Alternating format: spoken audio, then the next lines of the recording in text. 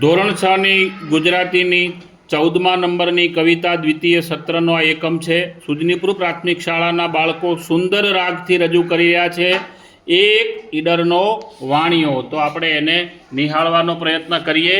એક ઈડરનો વાણિયો। એક ઈડરનો